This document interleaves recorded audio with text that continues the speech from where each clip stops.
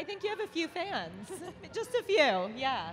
How's everything going? Good. How's everything with you? Very happy to have you here. Happy to have all you guys you. here too. So just as a reminder, we're on the instant stage, so if you have questions for Rachel, and I have a feeling that you do, tweet them at instant.me. It's spelled out instant, D-O-T-M-E, and then we'll be answering some of the questions. And you can ask anything you want, right? Anything, yeah, anything nothing you want is to off ask. limits here, so tweet your questions at us. I'm an open book. So I want to start out by asking about that very first video that you ever posted. Ooh. I've watched it a few times. I think a few other people have seen it too. I'm not the only one. Have you guys seen my first video? So talk about that decision, and did you always know that that was exactly what you wanted to post for your first video? So when I posted my first video, I didn't really know that it was going to become a thing.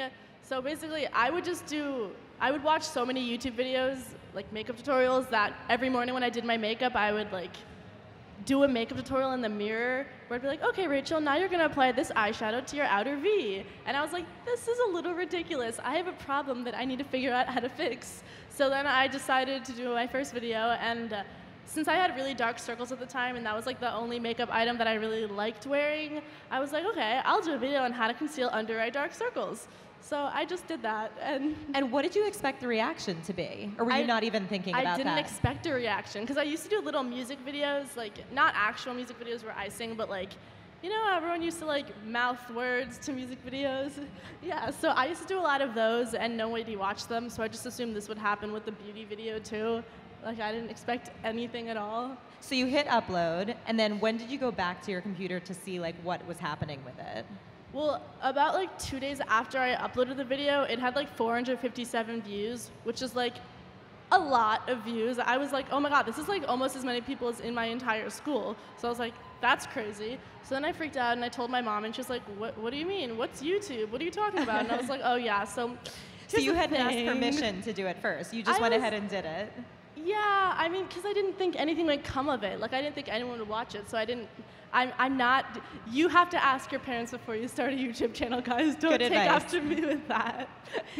And then when did you know that you were onto something really, really big? Obviously, 400, 500 views is very big, but when did you notice, like, this is something that I could really run with, that this could become what I do?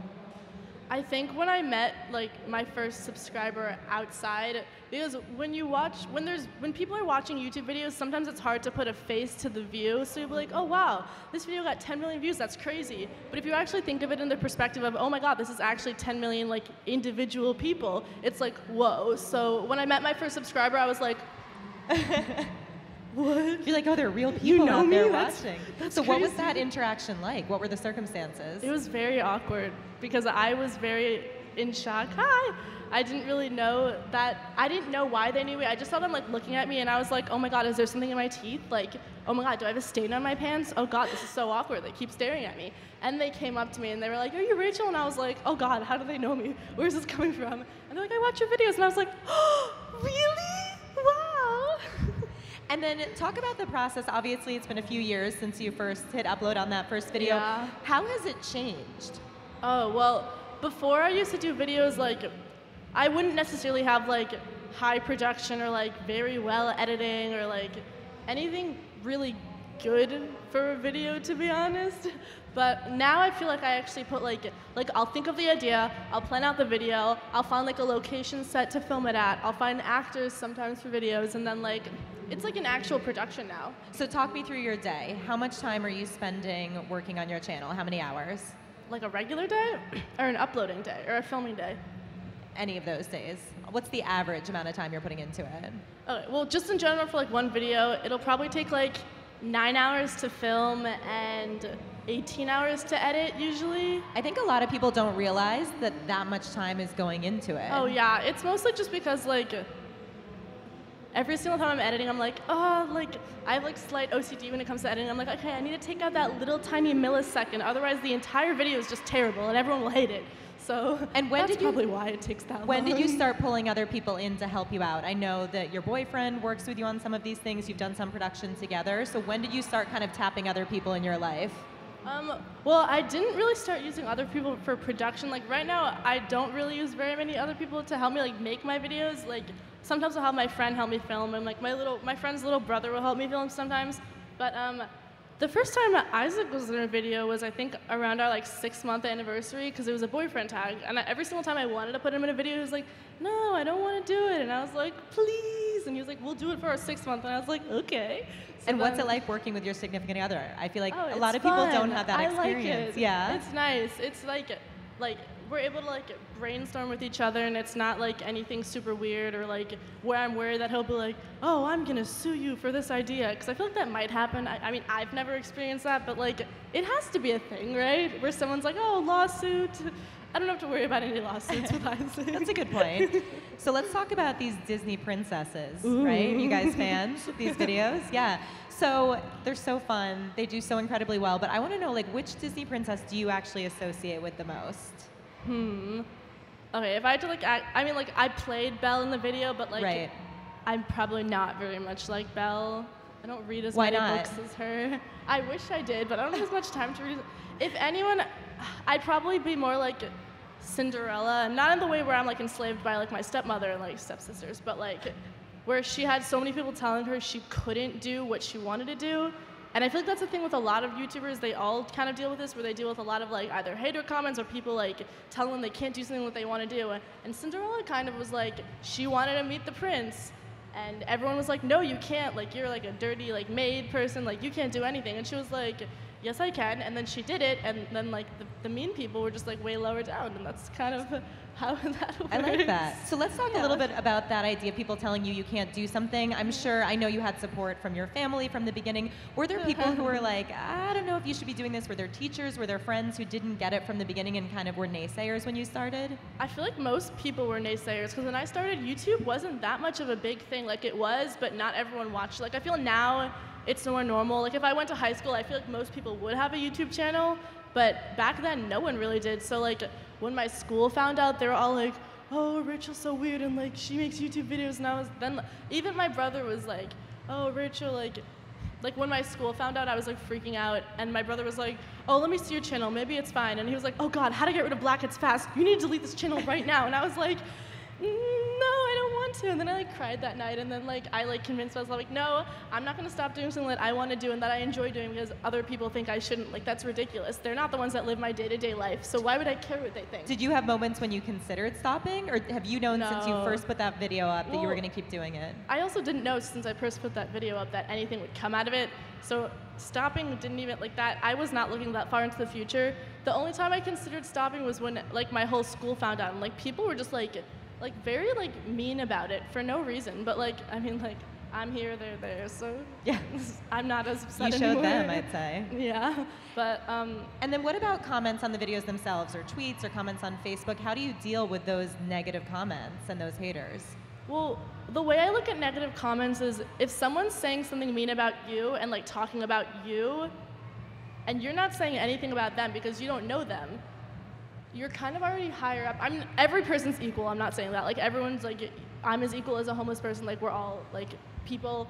But like when someone's saying something mean about you, you're not talking about them. So you're already like a little higher up, like you're already past their maturity level. Like it doesn't really matter what they think because you're not talking about them anyways. And they don't know you either. So they can't even say anything. Like when someone's like, oh yeah, Rachel does like weird life hacks, I'm just like, yeah, but on a day-to-day basis, how many weird life hacks do I really do? Like, that's a YouTube video. Like, you can't judge my entire life based off of a 3-minute video. Like, I'm not gonna let them do that. So just, if you deal with hater comments, just know that they only see a very small piece of your life.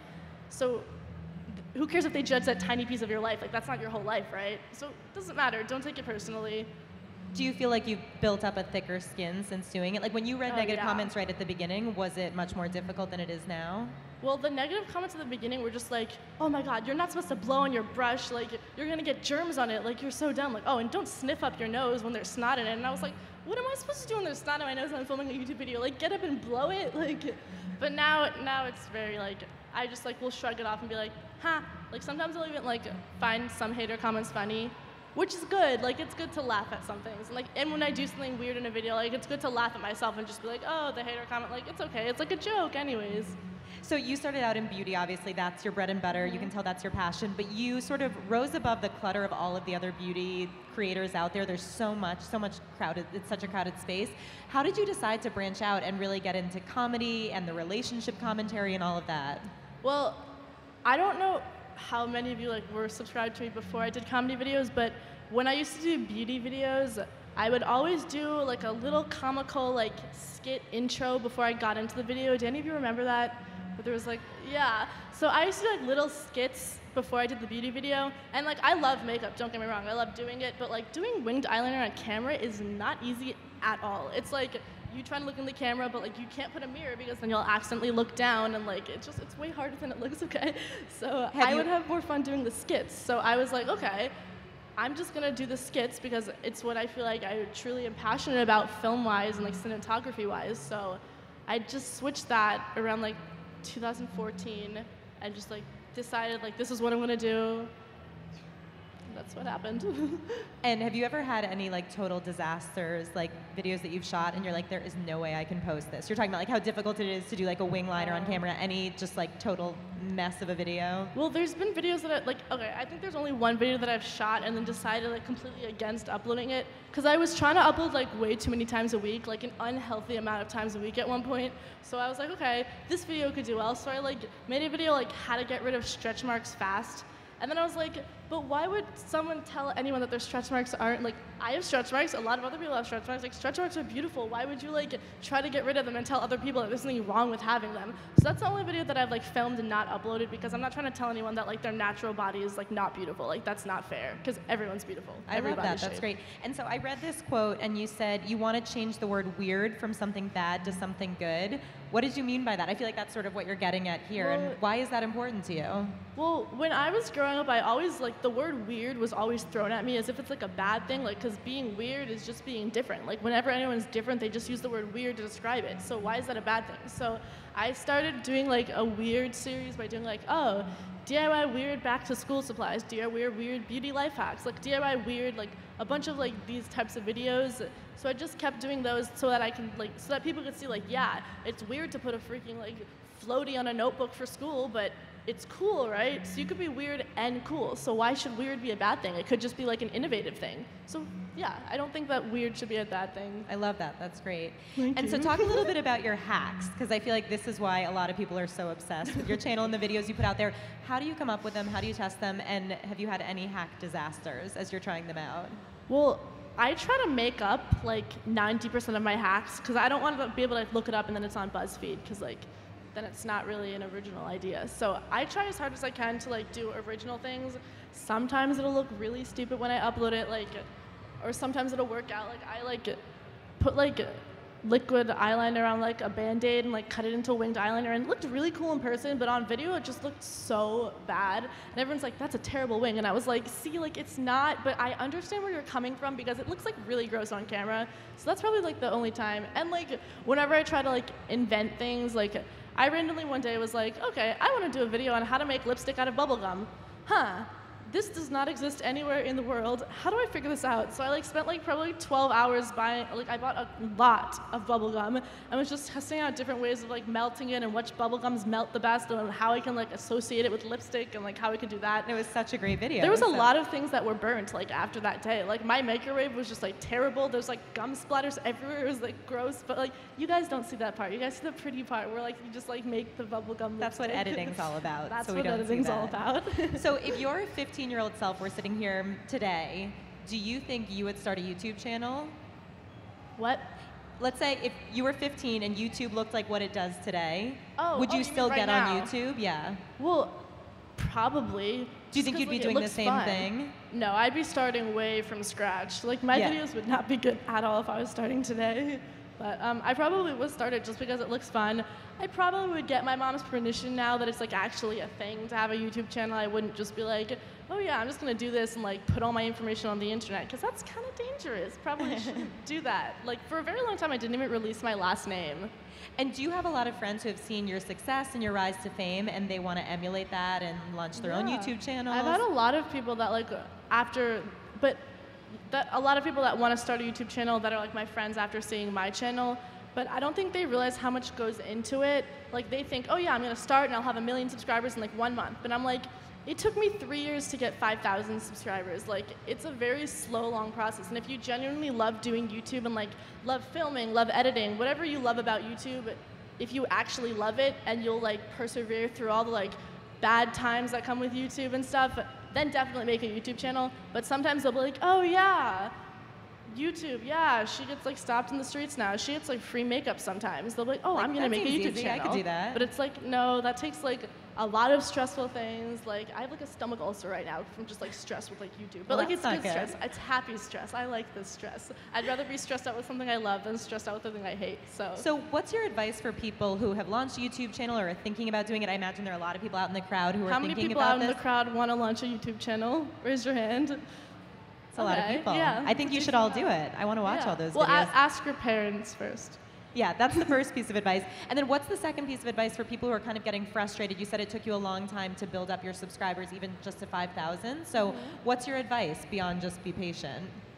Well, just honestly, everything in life, if you want to succeed at it, is just being consistent with it and not giving up, because it's so easy to give up on something once you go through like a rough patch and you're like, oh, I spent like 20 hours on this video and it's not doing well at all. Like, it's very easy to give up on things in life, but if you actually just go, I'm never gonna give up, I'm gonna persevere with this, like I'm never gonna stop doing what I love just because like of a rough patch, then it's physically impossible for you not to succeed, right?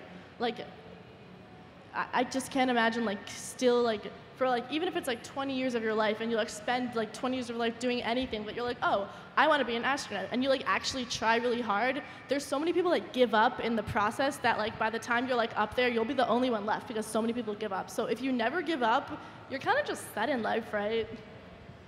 All right, so I want to hear what makeup trends you're really, really into right now, and if there are any that are like you will I've got a never ever few. try. Okay.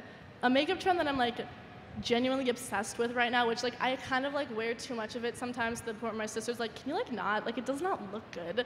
I like wear way too much highlighter. It looks I don't so think nice, there's such though. thing as too much eyeliner. That's what I thought. No, highlighter. Highlighter. Eyeliner, there's too much sometimes. Like if you have I like a don't know. raccoon. Oh, it depends on your eye shape actually. You can wear as much eyeliner as your eye shape can handle, but you know, And highlighter. what about like, beauty trends that you're like, I will never ever try this, ever, ever, ever? Huh. Beauty trends I'll never try. And while you're thinking about that, just a reminder, if you guys tweet us questions, I will be reading Any some of them questions here. you tweet, So I'm she going to will start answer. looking here Or while I you're will- thinking about I that will trend answer? you'd never try. Okay, let me think of a beauty trend. I feel like there's not a lot of things I wouldn't try because there's no shame or anything in trying new things. I actually love trying new things. And then what about style trends? What are your favorite Style things trends? right My favorite style trend right now is denim, I think. Just because denim just looks really cool all the time. It's a big summer thing. I know that in fall, though, by the way, navy blue and black together in the same outfit is going to be like really in. So if you're like against that, you got to get on it. It's about to be like a huge thing. now? So we have a question from Allie Brewgirl. Are you out there, Allie? Raise your hand. Where is she? So she wants to know how you assigned each of the Disney princesses to the other girls. Like, did you match it to their personality? Did they get to pick? Well, for the Disney Princess video, it was like my first high production video that I've ever done. I was like, okay, I'm gonna actually put like a lot of time and effort into this video. So those were like actresses that I hired. So I like put out an ad on this like website. I don't really remember what it was So you called. were like a casting agent, Yeah, basically. yeah, I was like a casting agent, you know. But yeah, I just like picked them, like whichever ones looked the most like the Disney princesses. It wasn't really based on personality. I just like made sure they were able to act and like slightly mimic a Disney princess's voice, and then Okay. that was that. And then Nancy, ILYO to life. Hi, Is Nancy. she here, Nancy? Hello. Right over there in the front row. She wants to know, are you filming any more Disney princess episodes soon? I am. After my brother's wedding, I'm like gonna stay in LA for like probably like a week, and I'm gonna film Disney princesses go back to school. I like it. I think they're excited Me for it. too. I think it could be good. And then Brittany Sai, I think is how you say your name. Yeah? Hi. Hello. She said, what's your most memorable fan moment here at VidCon? Ooh, there's like way too many of them to like put one higher than the other. Any crazy fan moments? Even if someone was crazy, I don't even think I would call them crazy. I'd just be like, wow, I really love you. I love how like we have this like screaming connection right now. So how frequently are you getting recognized on the street? Not here at VidCon, but just in general in life. I imagine it's all the time? Well, I'd say probably like every time I actually leave my house, like, which is not very often, by the way. Like, don't get like thinking that I leave the house like every 5 seconds. Well, you're too busy editing and shooting. No, I'm just so lazy. Like, I hate walking. But probably like every time I leave the house, I'll probably meet like 10 people. Okay. And we have another question. Do you use the life hacks you upload on YouTube in everyday life? Yes. Most of them You're I living do what you use. preach, actually. Yes. Except for I don't really do like all of the beauty ones, but regular ones I do, yeah. Okay. And then we had a question about other YouTubers who you're obsessed with right now. Who is the last person you subscribed to? Natalie's Outlet. Okay. Do you guys know Natalie's Outlet? I'm like obsessed with her. I need to become her friend. Like, I really am obsessed with her. And what about other beauty vloggers or I people who don't are doing watch very hacks many or beauty DIYs? vloggers. Okay. I don't watch too many of them. Okay. I watch a lot of comedy YouTubers right now. Yeah, who are your favorite comedy YouTubers right now? I would know the answer if this wasn't like a put on the spot thing. Just give me a second. I'm really putting her on the spot. Yeah, let me think. There's like a channel that I watch all the time. What is the username of it? Well, If I remember, I'll just get back to it. she'll tweet it out. Yeah. Yeah, I'll be like, by the way, yeah, but then they'll see the tweet and then they'll think I'm weird. They're gonna be like, But what weird is is a she good thing, talking remember? about? So that's good. What? Weird is a good thing, so. Touche. Yeah. You used my own words against me just now. So I have one last question for you. If I you have one weren't last doing what answer. you do, what would you be doing? If you weren't on YouTube creating these videos, what would you be spending your time doing? I think I'd be a veterinarian. Ooh. When I was younger, I was so obsessed with animals that when everyone else is reading like Harry Potter and everything, which is good, great, good read, good book, it's good to read a lot, but I would read like I probably had like 6 or 7 like veterinary medical books that I would like read before I go to sleep. I'm like, oh, that's how you birth a dog. Okay, oh, I know how to give CPR to a fish, by the way. If you want to learn how to do that, you just like take the fish out of the water, put it on like a flat, dry surface, take one of those like eyedropper tools, like put the water in it and put it in its mouth and then push it through its gills until like it starts like flapping its gills again and then put it back in the water. I think you might need to do a video about that. I'm into it. Or maybe you still have a future as a veterinarian. I used to give CPR to my fish every time it died, and it worked. Well, thank you so much for coming today. Thank you Thanks for to all of coming you to for this. coming out. Thanks. Woo. I love you too.